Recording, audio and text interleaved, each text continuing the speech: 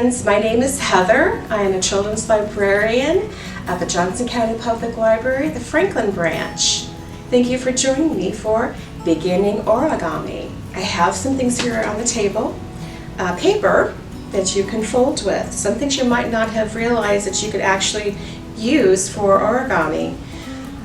Besides just using the origami paper, which is really nice to use, it can be a little bit expensive to use. You can also use newspapers. You can also use, how about, where did I put it? Oh, here it is, comic strips. Wouldn't that be fun to fold with? Comic strips, newspapers. Oh, here's something I already cut. I have a graphic novel that was damaged and it was torn up. I think this is from My Little Pony, graphic novel. And what else? Oh, here's wrapping paper. This is just simple wrapping paper.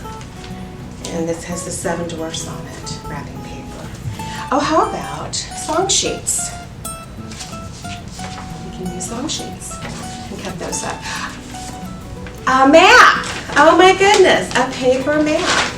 You could use a map to cut with origami, to fold with origami. What else do I have here? Oh, here's some really thick paper that you can use. It's a little bit harder to fold with, but you can still use it.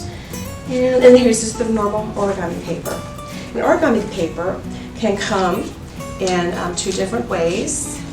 You could have a white side and then a colored side, or it could be pattern on both sides.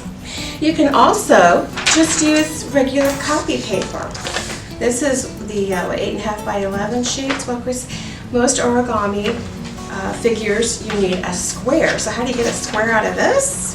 Well, I'll show you a little trick. In the same way you could use for the newspaper and for the wrapping paper, maps, and the comic strips.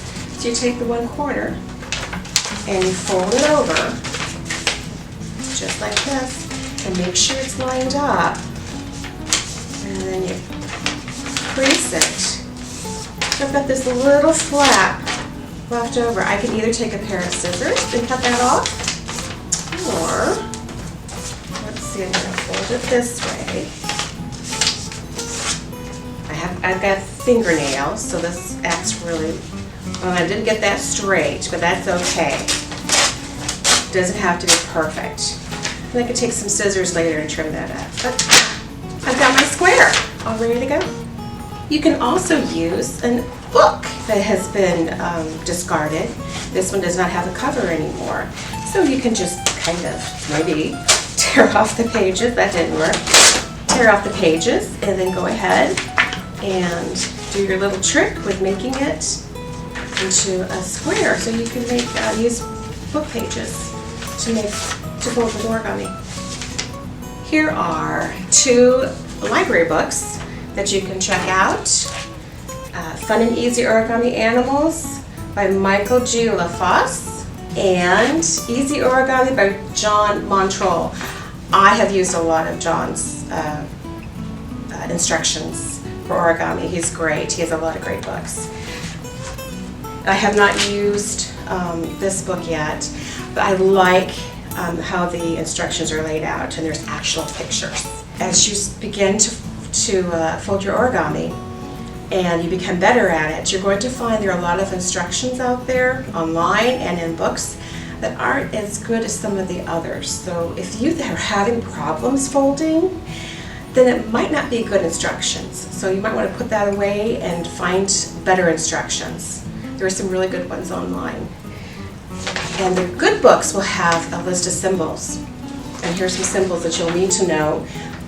There's the valley fold, mountain, crease line, fold this direction. Pretty much of them are pretty much self-explanatory, but I'll show them to you. And I may not say this is the valley fold.